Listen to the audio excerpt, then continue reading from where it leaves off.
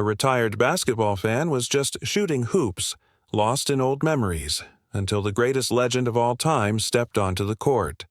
A forgotten name, a buried secret, and a truth bigger than the game itself. This time, the final shot isn't about winning, it's about justice. Before we deep dive into this interesting story, subscribe to our channel and tell us where are you watching from. Share in the comments below. The night air carried a quiet chill through the empty streets of a forgotten Chicago neighborhood. The streetlights flickered, struggling against the darkness, their weak glow barely reaching the cracked pavement of an old basketball court. The hoop stood there, rusted and bent, yet still standing, like a relic of a time long gone. A single basketball bounced against the cold concrete. Thud, thud, thud. Each sound echoed through the silence, breaking the eerie stillness of the night. The man dribbling the ball moved with slow precision, his frail frame hunched slightly but his hands still steady. His worn-out sneakers barely made a sound as he stepped forward and lined up his shot. The ball left his fingertips, spinning toward the hoop, hitting the rim before rattling in. For a moment, the old man closed his eyes. Maybe he was remembering something. Maybe someone. Then he felt it. A presence. Someone was watching him. He turned his head slightly, his wrinkled hands gripping the basketball tightly, and saw it. A black SUV idling just beyond the chain-link fence. The headlights were off, but the engine was still humming softly, like a beast waiting to pounce. The door creaked open, and a pair of polished sneakers stepped onto the pavement. The old man felt his breath hitch. Michael Jordan. The legend himself stood there, towering as always, hands tucked into the pockets of his long coat. His face was unreadable, but his eyes were locked onto the court, onto the old man. The ball slipped from the man's grip, rolling slowly toward Michael's feet. He bent down, picked it up, and spun it in his hands like an old habit he couldn't shake. "You always played alone?" Michael asked, his voice low, almost thoughtful. The old man swallowed, his throat dry. He shook his head slowly. "Not always." Michael took a step forward, bouncing the ball once. The sound was sharp, commanding. This place, it meant something to someone, didn't it? The old man didn't answer immediately. He just stared at the hoop, at the cracks in the pavement, at the memories that still lived there. Michael studied him, sensing the weight behind the silence. Then he stepped onto the court. He dribbled the ball a few times, feeling the uneven ground beneath his feet, the way the court seemed to carry ghosts of past games, of past lives. The old man exhaled sharply, rubbing a hand over his face. "You don't belong here, Jordan." Michael stopped dribbling. "Maybe I do." A tense silence settled between them. The wind rustled through the fence, making it rattle softly. Somewhere in the distance, a siren wailed. The old man shifted on his feet, his eyes flicking to the SUV. "You alone?" Michael nodded. "Yeah." "Doubt it," the old man muttered, shaking his head. "Guys like you don't just wander into places like this without a reason." Michael took a slow breath. "I used to come here," he admitted. "Back when I was a kid, before all the noise."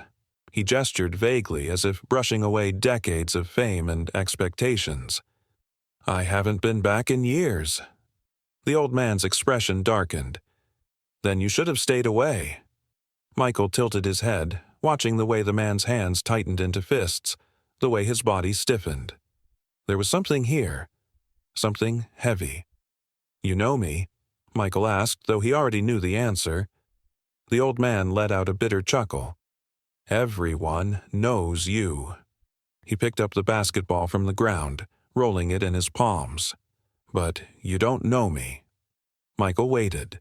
The air felt thicker now, charged with an emotion he couldn't quite name.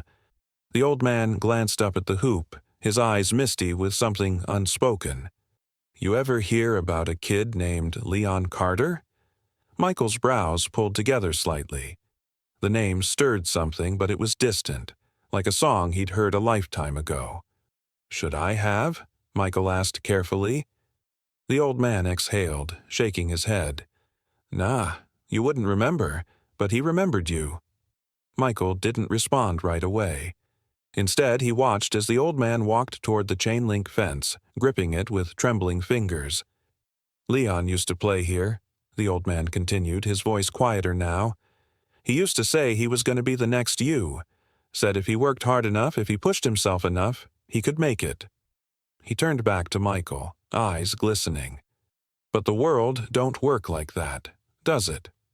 Michael felt a tightness in his chest. He had met hundreds, thousands of kids who had said the same thing over the years. Some made it, most didn't. The old man's voice dropped even, lower. You ever think about the ones who don't make it, Jordan? The ones who gave everything but still got left behind? Michael didn't answer. He didn't have to. The silence between them spoke louder than words. Then the old man reached into his coat and pulled out something small, folded and yellowed with age. He extended it toward Michael. Michael hesitated, then took it. As he unfolded the paper, his breath caught. It was a newspaper clipping. A headline from decades ago. Local basketball star found dead after mysterious incident. Michael's stomach twisted. He looked back at the old man, his throat suddenly dry. What is this? The old man took a step closer. His voice was barely above a whisper. The reason you shouldn't have come back. For the first time that night, Michael Jordan felt truly unsteady. The wind howled through the empty court. The ball lay forgotten on the ground, and somewhere in the shadows someone was watching. The letter felt fragile in Michael's hands, its edges worn and yellowed with time. The ink had faded, but the words remained sharp, cutting through the years like a knife. His eyes traced the headline at the top, the one that made his stomach clench. Local basketball star found dead after mysterious incident. Leon Carter. Michael didn't remember the name, but something about it sat heavy on his chest. He looked up at the old man whose gaze burned with something raw, something deeper than grief. You knew him? Michael asked, his voice quieter than before. The old man nodded, his fingers curling into his palms. He was my son. The air between them turned thick, suffocating. Michael's grip tightened on the letter.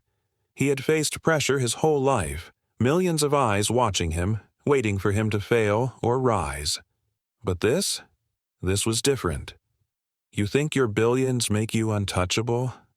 The old man's voice was low, rough. This ain't about money, Mike. Michael exhaled sharply, shoving the letter into his coat pocket. I didn't come here to talk about money. Then why the hell are you here? The old man's voice cracked, but his anger was steady. You don't just wander back into a place like this without a reason. Michael hesitated. He didn't know how to answer. Something had pulled him back here tonight, something beyond nostalgia. Maybe it was guilt, even if he didn't understand why. The old man scoffed, shaking his head. You don't even remember him, do you? Michael didn't lie. Number. But that doesn't mean I don't care. The old man's laughter was bitter. Care? You don't know the first thing about what happened to him? Then tell me. Michael took a step closer. Tell me what happened to Leon. For the first time, the old man hesitated.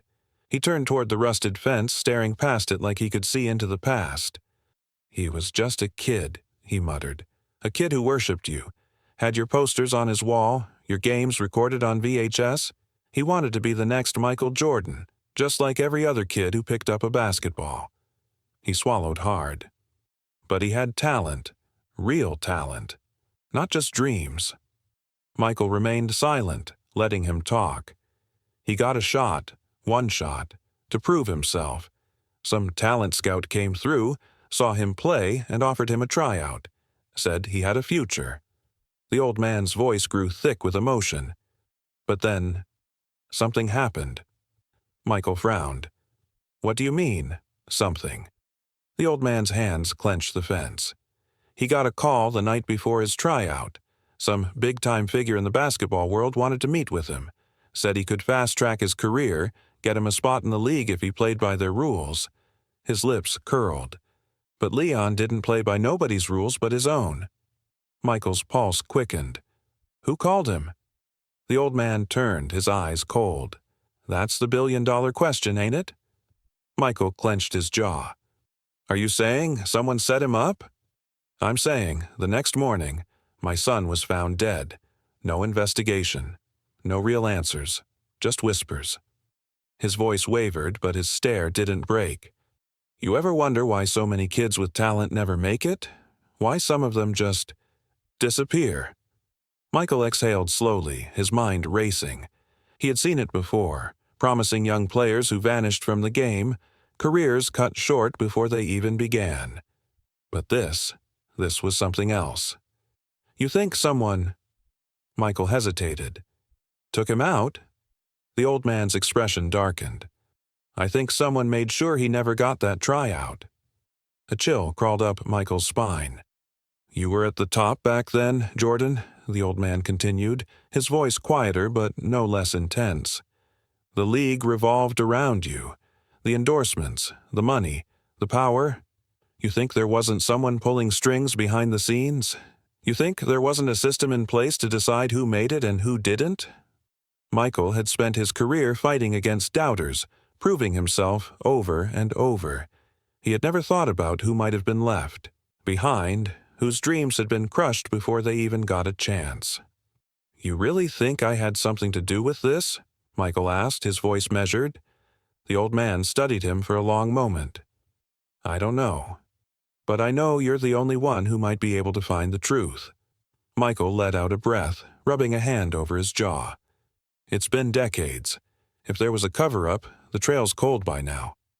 The old man reached into his coat pocket again, pulling out something small, an old key, rusted at the edges. He pressed it into Michael's palm. Then you better start warming it up, he said. Michael stared at the key. What's this? The last place my son went before he died, the old man said, and the last place he was seen alive. Michael's grip tightened around the metal. His instincts screamed that this was bigger than just an old tragedy. You sure you want me digging into this? Michael asked. It could bring back things you don't want to remember. The old man's lips pressed into a thin line. I've lived with this for too damn long. It's time somebody with power actually did something about it. Michael looked down at the key again, its weight heavier than it should have been. The past wasn't done with him yet, and something told him this was just the beginning. Michael sat in the back seat of his SUV, the dim glow of a passing streetlight casting flickering shadows across his face. The key the old man had given him lay cold in his palm, its rusted edges pressing into his skin.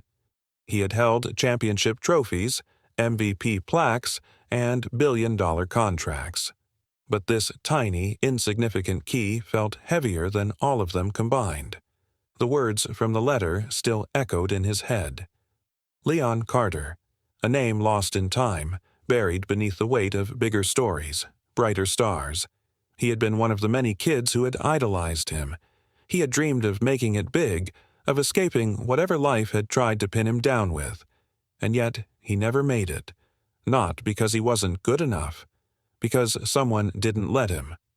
Michael exhaled slowly, gripping the key tighter. He had spent a lifetime outrunning doubt, proving himself again and again. But now, a different kind of weight settled over him. The weight of someone else's unfinished dream. The driver spoke for the first time.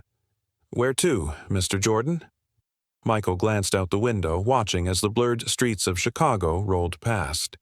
Then he looked down at the key. 1529 Holloway, he said, voice firm. The driver hesitated. You sure? Yeah. The car turned down a darker part of the city, where the streetlights barely held back the night. The buildings here weren't skyscrapers. They were old, worn-down storefronts, forgotten apartments, places where stories like Leon's disappeared without a trace. The SUV pulled to a stop in front of a faded brick building. The sign above the door was missing half its letters, but Michael could still read it. Carter's Gym. Leon's family owned this place. Michael stepped out, the cold air biting at his skin. He pushed open the rusted door, the bell above it giving a weak jingle. The inside smelled of old wood and sweat, the kind of scent that never quite leaves a place no matter how much time passes. A single light flickered in the far corner, casting long shadows over the faded hardwood floors. At the center of the gym stood an old basketball hoop.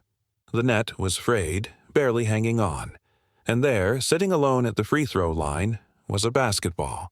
It looked untouched, like it had been waiting for someone to pick it up. Michael stepped forward, his sneakers scuffing against the floor. He bent down, fingers grazing the ball, and for a split second, something passed through him. A strange, uneasy feeling, like a memory that wasn't his own. Leon had been here. This had been his place, his sanctuary, and someone had taken it all away. Michael straightened, turning as he heard footsteps behind him. A woman stood in the doorway, arms crossed, her eyes sharp. "You got some nerve showing up here, Jordan," she said. Michael recognized her from old news clippings. Ava Carter, Leon's sister. "I'm just looking for answers," he said, keeping his voice even. Ava scoffed. "Now? After all this time?" Michael met her gaze. "I didn't know." "Of course you didn't," she said bitterly. "That's how it always works, isn't it? The ones at the top never notice the ones who get left behind." Michael felt the words hit harder than he expected. He had always believed in hard work, in earning your place. But now he had to ask himself, had the game always been fair? He held up the key. "Your father gave me this. He said this place was the last place Leon was seen before he was erased," Ava interrupted. Her voice was sharp, but her eyes carried something else. Pain. Michael exhaled. "What happened to him?" Ava hesitated, her fingers tightening around her sleeves. "Leon got a call the night before his tryout. Someone big wanted to meet him. Said they could get him into the league, fast-track his career. He was excited. He thought it was his shot." She swallowed hard. "But he never made it home that night." Michael's stomach twisted. "Who called him?" Ava's jaw clenched. "We never found out. The police didn't care. The league didn't care. They ruled it an accident, swept it under the rug." Michael took a slow breath. He had spent years in the game, shaking hands with executives, playing their politics. But now, he had to ask himself, was there more to it than just talent and hard work? Ava stepped closer. "You want to know the worst part?" Michael nodded. "They found his body in an alley, and next to him," her voice wavered, "a basketball, signed by you." Michael's heart stopped. He felt like the air had been ripped from his lungs. "What?" Ava's eyes shone with unshed tears. Someone wanted to send a message. Someone wanted him to know that no matter how hard he tried, he was never going to be you. Michael stared at her, his mind racing. He had never met Leon, never given him a signed basketball. So who did? A chill ran through him. Someone had used his name, his legacy, to destroy someone else's dream. Michael took a step back, running a hand over his face. This wasn't just a tragedy. This was something darker. A warning.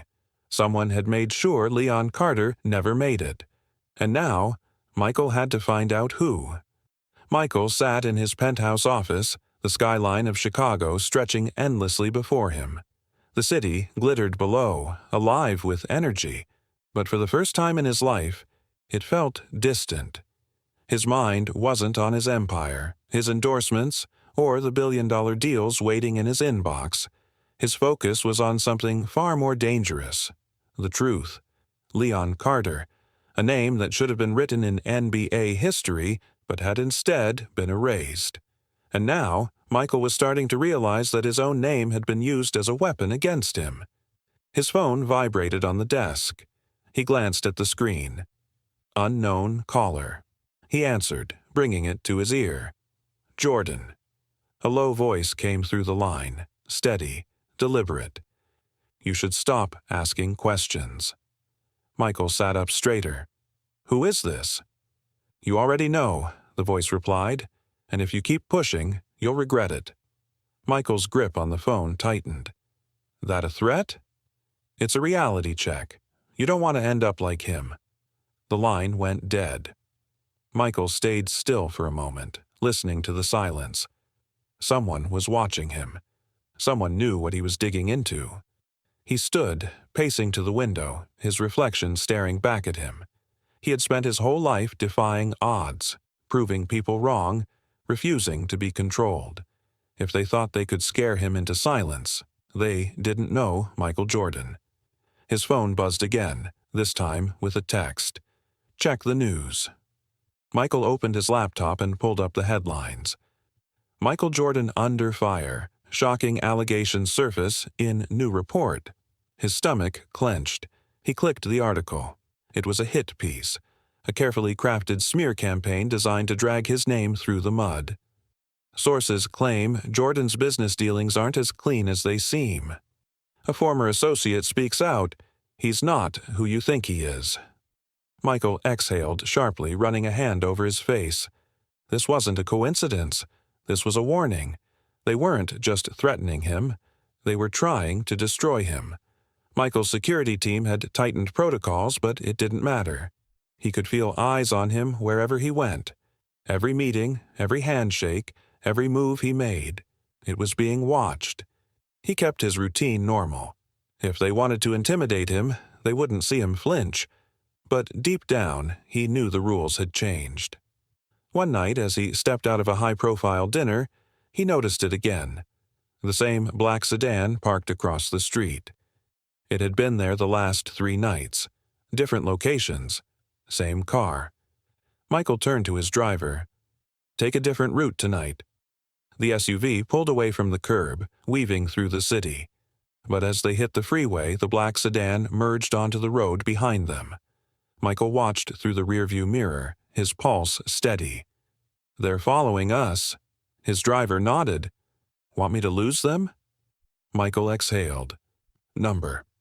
Let's see how far they go. For miles, the sedan stayed close, never getting too aggressive but never backing off either. A silent message. A reminder that he wasn't in control. Finally, Michael made a call. Get me Ava Carter. They met at a quiet diner on the outskirts of the city, a place where cameras wouldn't catch them, where no one would care that the greatest basketball player of all time was sitting in the corner booth. Ava slid into the seat across from him, her expression unreadable. You look like hell. Michael smirked. Appreciate that? She didn't smile. I saw the article. Yeah, he muttered. Somebody wants me to shut up. Ava stirred her coffee, watching him carefully. Are you? Michael leaned forward. You tell me. Who else was at that meeting with Leon? She hesitated, then pulled out her phone, scrolling through something before turning the screen toward him. This. Michael stared at the grainy image. It was old, but clear enough. Leon Carter, standing outside a high-rise building, shaking hands with a man Michael knew all too well, a league executive, someone who had been in the NBA's inner circle for decades. Michael's jaw clenched. You've had this the whole time? Ava nodded. We couldn't do anything with it. No one cared back then. No one would listen. Michael sat back, gripping the edge of the table. This wasn't just about a kid who got screwed over. This went higher. He had spent his life playing in a system that made him a legend. But what if that same system had destroyed others? Ava leaned in. Michael, if you keep pushing this, you're not just going up against one man. You're going up against people with real power, people who don't lose. Michael's gaze was unwavering. Neither do I.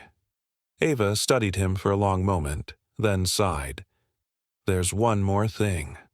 She reached into her bag and pulled out a small, old cassette tape. Michael frowned. What's on it? Ava slid it across the table. Leon's last conversation. Michael felt a chill run down his spine. He picked it up carefully. You sure about this? Ava's eyes were dark. Number. But it's time someone listened. Michael slipped the tape into his pocket, finishing his coffee in silence. This wasn't just about Leon anymore. This was about the truth. And now Michael Jordan had no choice but to play the most dangerous game of his life. Michael sat alone in his private study, the lights dimmed, the weight of the past pressing heavy on his chest. The cassette tape Ava had given him sat on the desk in front of him. He had listened to it once, just once, and it had been enough. Leon Carter's voice, grainy and distant, filled his mind. Man, I don't know about this. Something don't feel right. Then another voice, smooth, calculated. You're thinking too much. You want to make it, don't you? Just show up. Everything else is handled. Then silence. Michael closed his eyes. He had been in the game long enough to recognize that tone. The kind that didn't ask, but demanded. The kind that came from someone who had power. His phone buzzed. A text. Check your doorstep. Michael's pulse quickened. He stood, moving toward the front door of his penthouse. He unlatched the lock, pulled it open, and there it was. A thick manila envelope. No name, no address. Just waiting for him.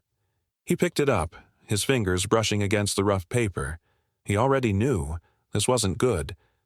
Back inside, he emptied the contents onto his desk. His stomach clenched. A single photograph. It was old, slightly grainy, but unmistakable. A crime scene. Leon Carter, lying in the alley, face down, a basketball inches from his fingertips, and the signature on the ball, Michael's. Michael's hands curled into fists. Someone wanted him to see this. Then he noticed the small note tucked underneath the photo. Let it go, Mike. Walk away while you still can. His grip tightened. Blackmail. He wasn't just uncovering an old tragedy anymore. He was stepping on dangerous ground. Michael didn't sleep that night. His mind ran in circles, piecing together fragments of a puzzle that someone had worked very hard to keep hidden. By morning, he knew what he had to do. There was one person who could give him answers. And the worst part, he had once called that person a friend. The steakhouse was quiet, the kind of place where powerful men met in private. Michael walked in, spotting the man immediately. David Klein, a former NBA executive. A man who had once been in every meeting, every high-stakes conversation. A man Michael had trusted. Klein looked up as Michael slid into the booth across from him. "Mike," he said smoothly, swirling the whiskey in his glass. "Didn't think I'd see you here." Michael leaned forward. "I need answers." Klein raised an eyebrow. "About?" Michael pulled out the photo, sliding it across the table. Leon Carter. For the first time, Klein's expression flickered. "You're wasting your time," Klein said, pushing the photo back. "This is ancient history." Michael's voice was calm, but firm. "Not to me." Klein sighed, rubbing his temple. "Look, Mike, you don't want to get involved in this." "I'm already involved," Michael shot back. "And I know you were there." Klein exhaled. "What exactly do you think happened?" Michael's stare was unyielding. "I think Leon Carter was set up. I think someone made sure he never got his shot. And I think you know who did it." Klein smirked, but there was no humor in it. "You ever wonder how many kids don't make it, Mike? How many never even get a chance?" He leaned back. "The league isn't just about talent. It's about control. About who fits the narrative. Leon, he wasn't part of the plan." Michael felt his blood run cold. "So, they erased him." Klein didn't blink. "We all have our roles to play." Michael clenched his jaw. "And what was mine?" Klein's lips curled slightly. "The golden boy. The face of the game. You were untouchable, Mike. But others, they weren't so lucky." Michael's chest tightened. "Who gave the order?" Klein chuckled, taking another sip of his drink. "Now, why would I tell you that?" Michael leaned in. "Because if you don't, I'll make sure everyone knows you were part of it." Klein exhaled, setting his glass down. "You always were stubborn." He reached into his pocket, pulled out a card, and slid it across the table. One name. Michael looked at it, his pulse hammering. A name he knew. A name he had trusted. His fingers curled around the card as he met Klein's gaze. "You just made a mistake," Michael said quietly. Klein smiled. "No, Mike, you did." Michael's phone buzzed. Another text. "Last warning. Walk away." He looked out the window. Across the street, a black car was parked. Watching. Waiting. Michael exhaled. They wanted him to stop. They didn't know who they were dealing with. Michael sat in the back of his SUV, staring at the name on the business card Klein had given him. Terrence Hale.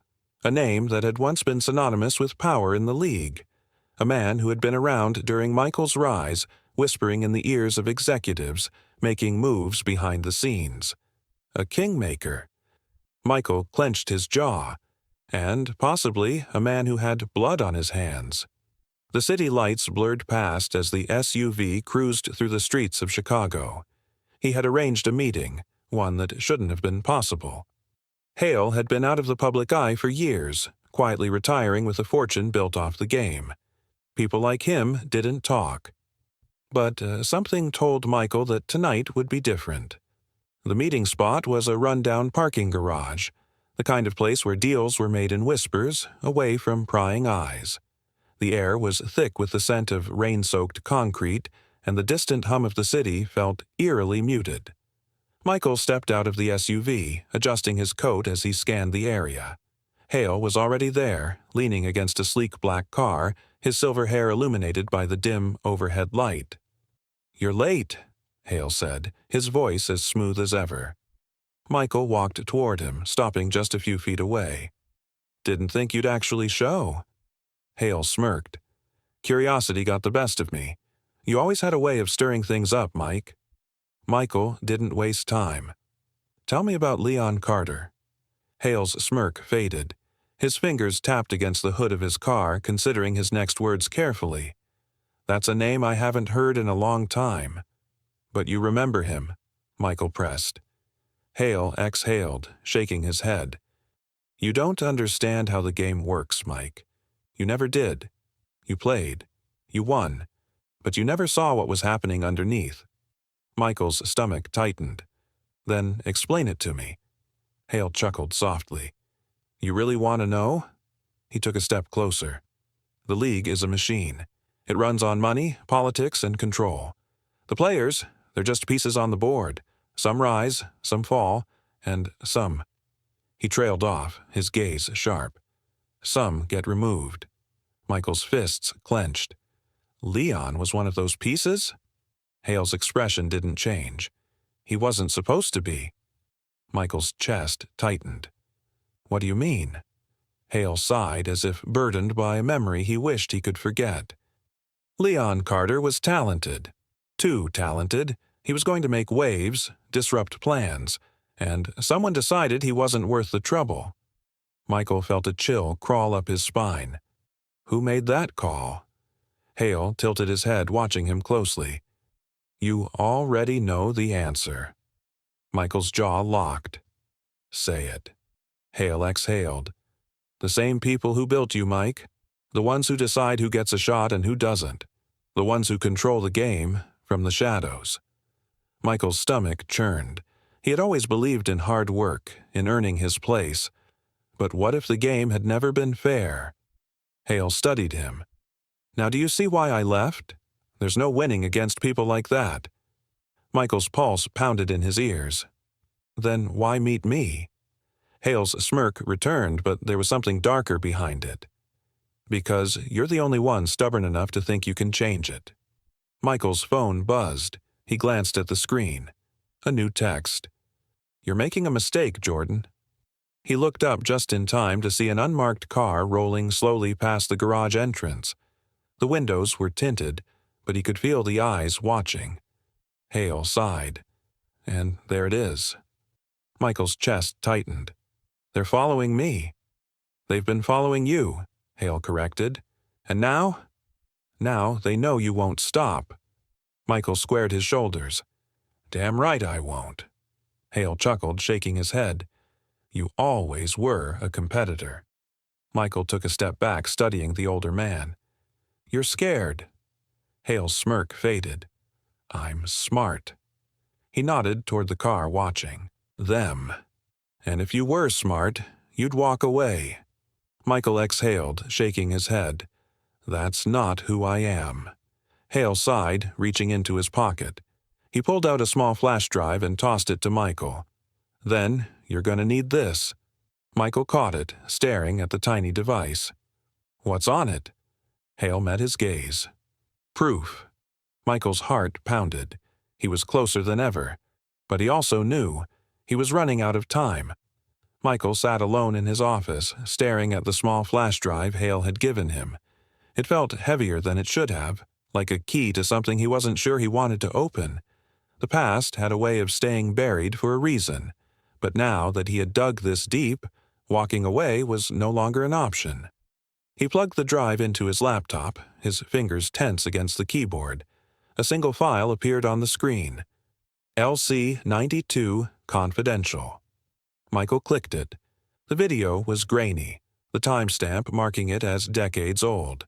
The setting was a dimly lit back office.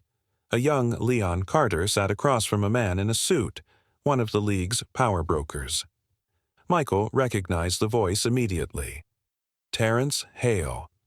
Leon looked nervous, shifting in his chair. His hands were folded tightly, knuckles white. This ain't right, Leon's voice cracked. I ain't throwing no game. Michael's chest tightened. Throwing a game? Hale's voice was calm, controlled. You don't have a choice, kid. You do this, and we make sure you get everything you've ever wanted. A contract, a future, a career. You don't? He leaned forward. You'll disappear. Leon shook his head, his jaw clenching. I'd rather earn it. Hale sighed, rubbing his temples.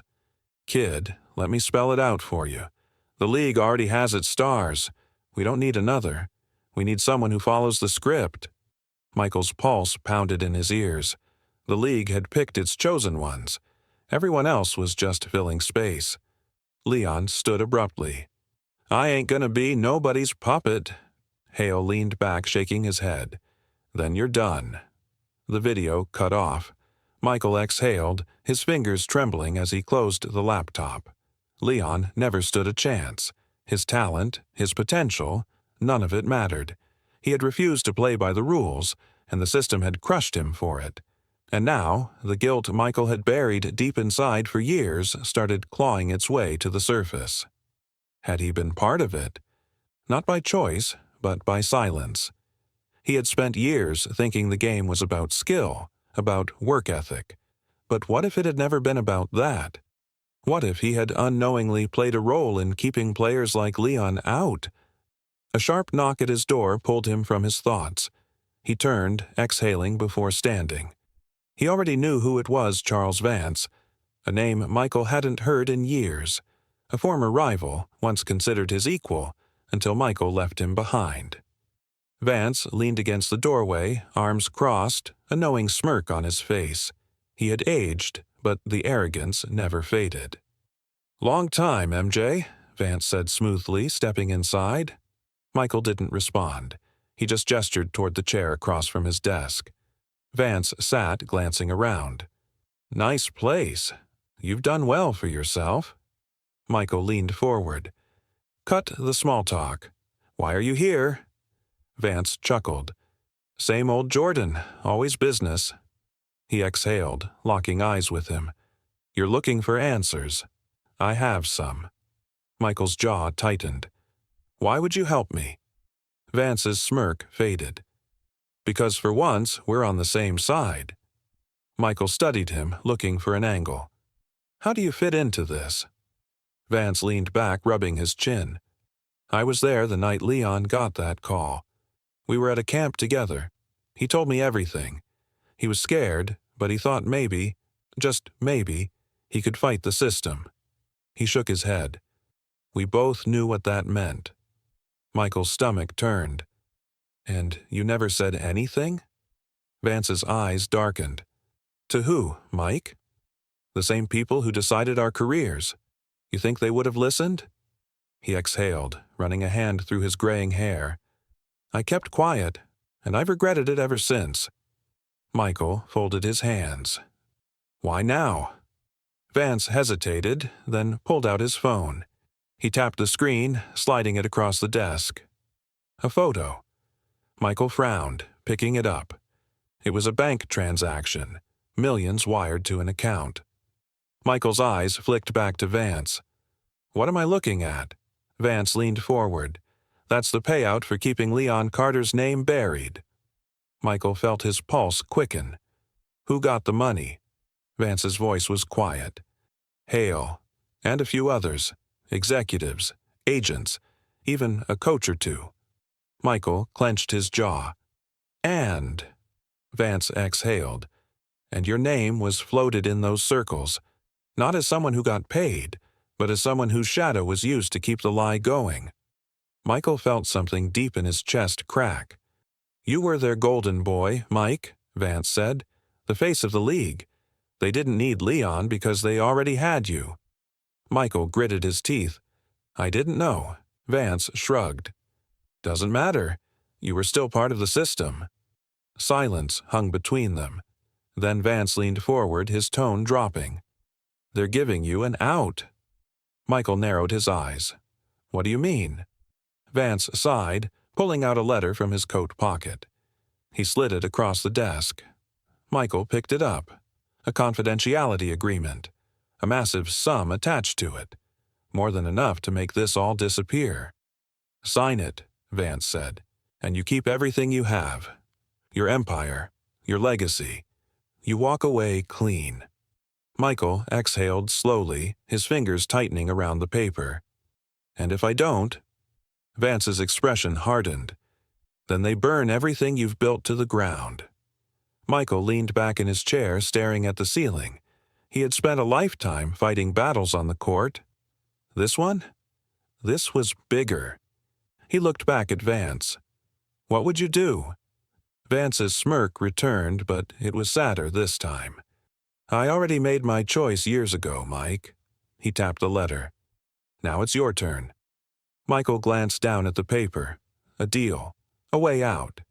He thought of Leon Carter, of avenue of the system that had crushed kids before they even had a chance.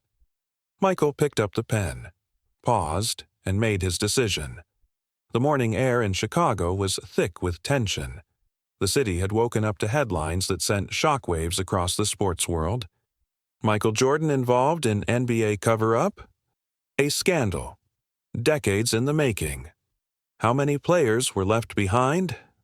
The untold story of Leon Carter. Basketball's biggest star faces his greatest battle yet. Michael sat in his office, staring at the TV screen as reporters dissected his legacy in real time.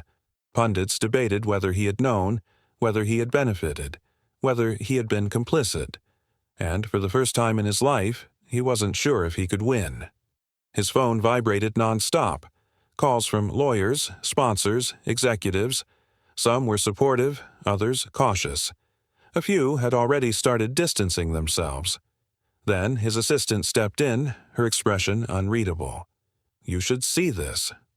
She turned the screen of her tablet toward him. A video was trending.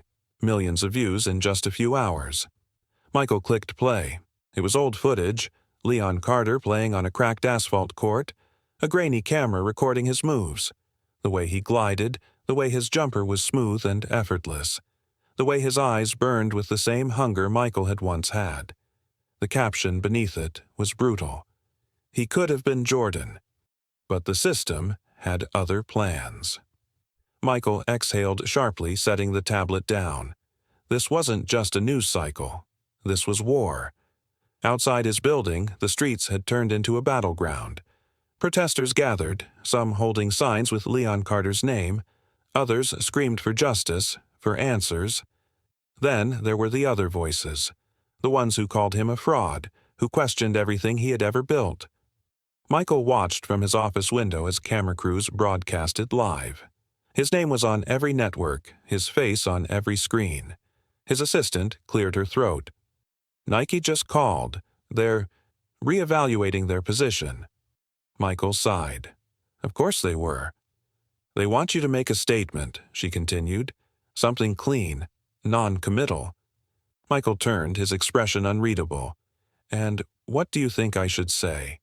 She hesitated, then said quietly, "Whatever you say, it's going to define the rest of your life." Michael nodded slowly. He already knew that. An emergency meeting was called. His lawyers, PR team, and business advisors sat around the table, each of them with a strategy. "Denial won't work," one of the lawyers said. "The evidence is mounting. The best move is controlled damage." "We focus on your philanthropy," another suggested. "The good you've done. We shift the conversation." Michael sat back, listening. He had spent his life controlling his image. Every move calculated. Every word measured. But this wasn't about image. This was about truth. "I'm holding a press conference," Michael said suddenly. The room went silent. His head PR rep cleared his throat. "Mike, with all due respect, that's not the best move right now." Michael met his gaze. "I don't care about what's best for PR. I care about setting this right." His team exchanged uneasy glances. They knew no one could change his mind once he had made a decision. The press conference was scheduled for that evening. Every major network would be there. Outside, the crowd had doubled in size. The world was watching. Michael stood backstage, his heart steady, his mind clear. He thought about Leon. He thought about Ava. He thought about the system that had shaped him, the one he had unknowingly helped uphold.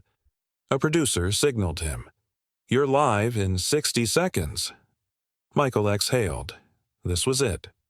As he stepped forward, the noise outside was deafening. Cheers, boos, chants. He reached the podium, adjusted the mic, and looked directly into the cameras. Then he spoke. "I've spent my life chasing greatness," he began. "And for years, I believed that if you worked hard enough, if you sacrificed enough, you could achieve anything." He paused, letting the weight of his words settle. "But what I've learned in the past few weeks has made me question everything I thought I knew about this game, about fairness, about power." The room was silent. "I did not know what happened to Leon Carter, but that doesn't change the fact that it happened, that a system existed that decided who got their shot and who didn't, and that I, whether knowingly or not, was a part of it." Gasps, murmurs, camera flashes. Michael continued, "I have spent my life being called the greatest. But what good is greatness if it comes at the cost of others?" He looked into the camera, his expression hard. "I won't be silent. I won't be controlled. If there is a price to pay for speaking the truth, I'll pay it." The crowd outside erupted. Some cheered, others jeered. But Michael didn't flinch. He had taken his final shot, and no matter what happened next, he had no regrets. The world had seen Michael Jordan dominate on the court, rise to impossible challenges, and cement his name in history. But tonight was different. This wasn't about basketball. This was about truth. The bright studio lights bore down on him, the air thick with anticipation. The stage was set, a live national interview broadcast to millions. There was no script, no carefully crafted PR statement, just Michael, a microphone, and the weight of a story that had been buried for decades. The host, Daniel Carrington, sat across from him, flipping through his notes. A seasoned journalist known for his sharp questions and ruthless interviews. He adjusted his glasses and leaned forward. "Michael, let's get straight to it," Carrington said. "The name Leon Carter has resurfaced after 30 years, and your name is now tangled in a controversy no one saw coming." Michael nodded, his hands folded in his lap. "That's right." Carrington didn't waste time. "What do you know about his death?" Michael exhaled. "I didn't know about it then, but I do now." The room went silent. Carrington's eyes narrowed. "And what do you know?" Michael met his gaze, his voice steady. "I know that Leon Carter was never supposed to make it. I know that people in power, people I trusted, made sure of that. And I know that my name, my success, was used as a tool to keep him out." The studio audience gasped. The camera zoomed in on Michael's face, calm but unshaken. Carrington flipped to another page. Are you saying the NBA had a system in place that controlled who made it to the top? Michael nodded. That's exactly what I'm saying. Carrington leaned forward. And you're telling me you had no idea? Michael exhaled. I was 19 years old when I entered the league. I thought it was simple. Work harder than everyone else, prove yourself, and you'll make it. But I was wrong. Talent doesn't always win. Connections do. Politics do. And if you don't fit the mold, you disappear. Carrington pressed further. Who was responsible? Michael took a slow breath, then looked directly into the camera. Terrence Hale, David Klein, league executives, agents, coaches. There was a network of people deciding who got a shot and who didn't. Carrington's eyes widened. You're naming names on live television. Michael didn't blink. I am.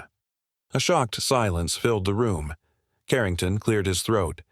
Michael, if what you're saying is true, this could be the biggest scandal in sports history. Michael nodded. It already is, but no one wanted to talk about it. Until now. Carrington leaned back, shaking his head. And why now? Why, after all these years, are you speaking out? Michael's voice dropped. Because I owe Leon Carter the truth. Because every kid who dreamed of making it deserves to know that the game isn't always fair. And because if I stay silent now, I'm just as guilty as the ones who covered it up. The tension in the room was suffocating. The greatest player of all time had just declared war on the system that built him. Carrington glanced at his earpiece, listening to a producer's frantic voice. He straightened. Michael, I have to ask you this. Michael waited. We just received word that Nike has officially dropped your partnership. A murmur spread through the audience. The camera zoomed in for his reaction. Michael barely flinched. He let the news settle, then leaned in. Let me make something clear. I don't play for endorsements. I don't play for legacy. I play for what's right. The crowd erupted into applause. Carrington shook his head, a rare look of admiration crossing his face. You just risked everything, Michael. Michael exhaled. Number I just won the only game that matters. The final buzzer had sounded, and this time the truth had won. The world had heard Michael Jordan speak his truth. Now it was choosing sides. The morning after his explosive interview, headlines flooded every major news outlet. Michael Jordan exposes the NBA's darkest secret. Hero or betrayer. Jordan's legacy hangs in the balance. Terrence Hale and David Klein respond, these are baseless accusations. Social media was on fire. Some called him brave, a man finally using his power for justice.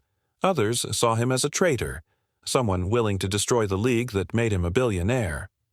Michael watched the coverage from his penthouse, arms crossed, jaw tight. He had expected backlash, but he hadn't expected the storm to hit this fast.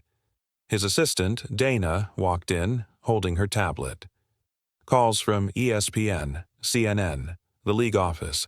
Your lawyers are asking how you want to respond. Michael exhaled. What's the fallout so far? Dana hesitated. Sponsors are jumping ship. You lost 2 major deals overnight. The NBA just released a statement saying they're conducting an internal review into your allegations, Michael scoffed. An internal review? That was corporate talk for, we're going to bury this as fast as possible. Dana continued. And Hale just went on live TV. Michael's eyes darkened. Show me. Dana tapped her screen and the interview played. Terrence Hale, sharp in his tailored suit, sat in a polished news studio, his expression cool, calculated. This is nothing more than a desperate attempt for attention, Hale said smoothly. Michael Jordan is a legend, but that doesn't mean he's above making false accusations. This is slander, plain and simple. Michael clenched his fists. The anchor asked, So you deny any involvement in Leon Carter's case? Hale smirked. Absolutely, and I'd love to see Jordan prove otherwise. Michael exhaled slowly. They were daring him. Dana studied his expression. What's the move, Mike? Michael stared at the screen, his mind already working. We prove it. That afternoon, Michael met with Ava Carter at a quiet cafe away from cameras. She looked tired, like someone who had spent years carrying a weight too heavy for one person. "You saw what Hale said?" she asked, stirring her coffee absent-mindedly. Michael nodded. "I did." Ava exhaled, shaking her head. "He's not going down easy." Michael leaned forward. "He thinks I don't have enough. He's counting on me backing off." Ava studied him. "Are you?" Michael's jaw tightened. "No." Ava hesitated. "I need to show you something." She reached into her bag, pulling out an old, worn notebook. She slid it across the table. Michael picked it up, flipping through the pages. It was filled with names, dates, notes, Leon's personal records, conversations with scouts, meetings with agents. And then something caught his eye. A page dated 2 days before Leon's death. Michael read the scribbled words out loud. "Met with HK today. Told me the deal is off. Something bigger is happening. Told me to walk away." "But why?" Michael's mind raced. "HK?" Ava nodded. "Harrison Keene, former assistant GM, the guy who handled all the under-the-table deals back then." Michael closed the notebook, his heart pounding. Keene had answers, and Michael Jordan was going to get them. Keene lived in a gated community outside Chicago, the kind of place where people with too much money hid from the rest of the world. Michael pulled up to the entrance, rolling down his window as the security guard approached. "Mr. Jordan." The guard looked surprised. "You on the visitor list?" Michael smirked. "Do I need to be?" The guard hesitated, then stepped back. The gate opened. A few minutes later, Michael was at Keene's door, knocking firmly. After a long pause, the door creaked open. Harrison Keene had aged. His hair was thin, his face gaunt, but his eyes, they still carried the same guarded look of a man who knew too much. "Jordan," Keene's voice was wary. "What the hell are you doing here?" Michael held up the notebook. "Leon Carter wrote about you." Keene's face paled slightly. Michael stepped inside before Keene could protest, shutting the door behind him. The house was quiet, expensive, but empty, like it belonged to a man who had lost his soul years ago. Keene exhaled, rubbing his face. "You shouldn't be here, Mike." Michael's gaze was sharp. "Then start talking." Keene hesitated. "You don't get it. People like Hale, they don't lose." Michael's voice was firm. "Neither do I."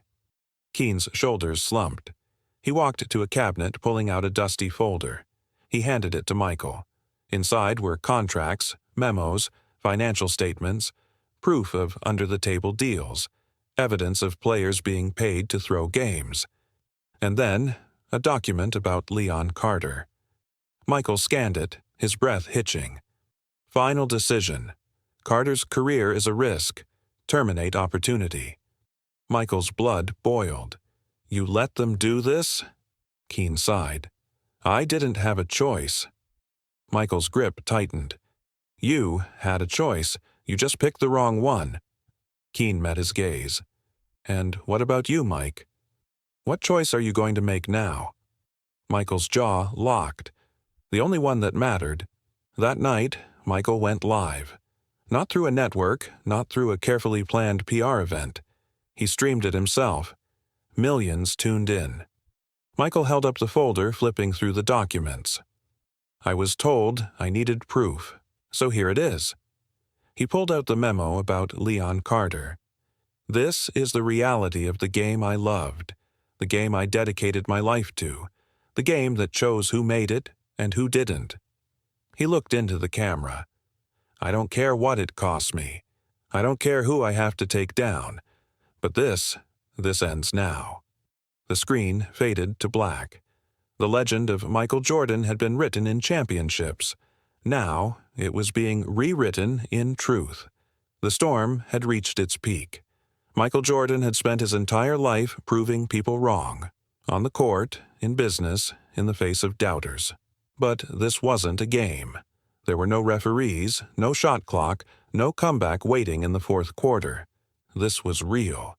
And now, the man who had spent decades controlling the game was finally cornered. Terence Hale. Michael sat across from him in a dimly lit office, the heavy scent of cigar smoke still lingering in the air.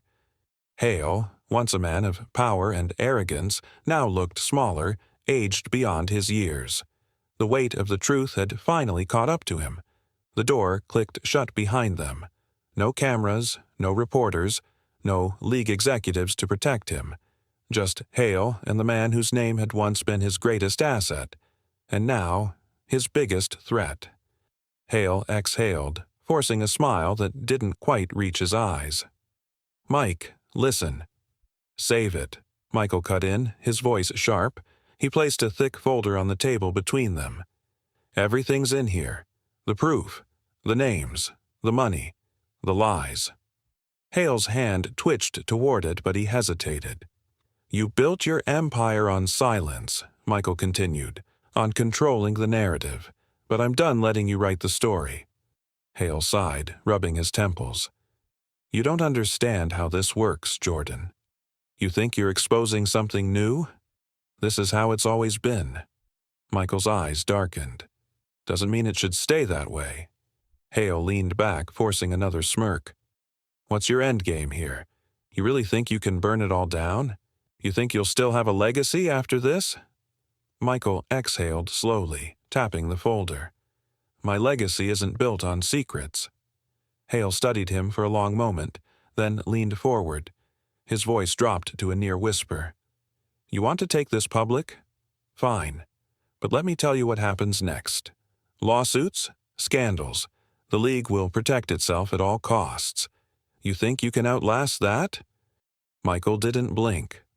"Watch me." Hale sighed, shaking his head.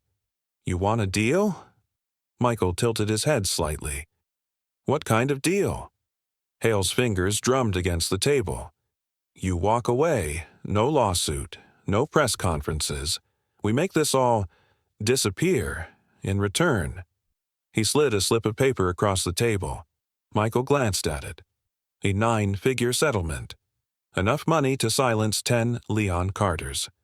His jaw tightened. Hale smiled, mistaking Michael's hesitation for uncertainty. "You're a businessman, Mike. This is the smart play. The league stays clean. Your reputation stays intact. Everybody wins." Michael let the silence stretch. Then, finally, he picked up the paper. Hale's smirk widened until Michael casually tore it in half. The pieces fluttered to the table. Hale's face fell. Michael stood, gripping the folder. "You think I care about the money? You think I need another check?" He exhaled sharply. "I didn't come here to bargain. I came here to end this." Hale's hands curled into fists. "You self-righteous—" Michael cut him off. "This isn't about me, Hale. It's about the kid you erased, the ones you threw away." He turned toward the door. "You wanted to control the game, but guess what?" He glanced over his shoulder, his voice low, steady. "You just lost." And with that, Michael Jordan took his last shot. And this time, he didn't miss. The Chicago air was crisp, the city alive in the distance, but here, on this forgotten court, the world felt still. The rusted chain-link fence rattled softly in the breeze. The cracked pavement beneath Michael's feet carried the weight of time, of footsteps from players who once dreamed of something bigger. It had been weeks since the truth had come out, weeks since his final shot, not on a basketball court but in the battle for justice. The league was in turmoil. Lawsuits had been filed, executives were scrambling, and some of the biggest names in sports were being forced to answer for things they had long buried. But Michael wasn't here for any of that. He was here for closure. A basketball sat alone at center court, waiting, the same way it had been the night he first met the old man. Michael picked it up, spinning it in his hands, feeling the familiar texture against his fingertips. Some habits never faded. "You finally figured it out, huh?" Michael turned.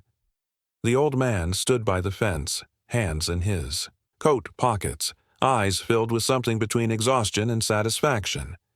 Michael bounced the ball once. "Took me long enough?" The old man walked toward him, his steps slow, deliberate. "I saw your interview. Saw the whole damn thing."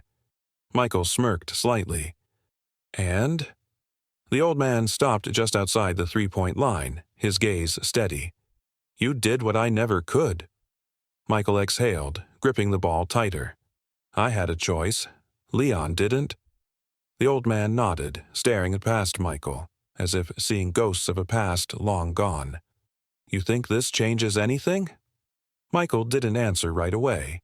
He looked around, at the hoop that barely held together, at the court that had been left to rot. "It's a start," he finally said.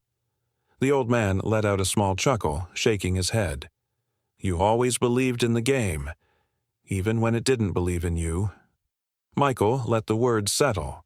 Then he took a slow step back, positioning himself just behind the free-throw line, his spot.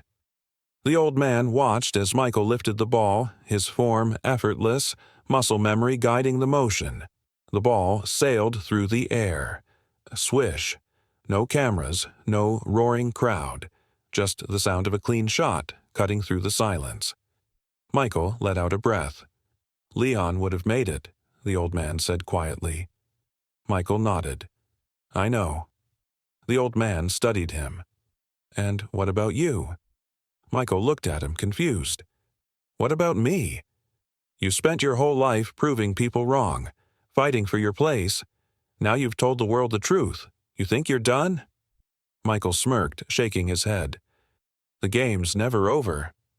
The old man nodded, as if that was the answer he had been waiting for. He turned, walking toward the fence, pausing just before stepping through. "You coming back?" he asked. Michael glanced at the hoop once more, at the court that had started it all. Then he tucked his hands into his pockets and walked away. Not as a basketball legend, but as something greater, a man who refused to let the game be played the same way ever again. Some stories are bigger than the game. Some truths are too powerful to stay buried. Michael Jordan took his shot, not for points, but for justice. Now, the question isn't what he's willing to risk. It's what comes next. Because when the final buzzer sounds, the real game begins. And everyone has a role to play.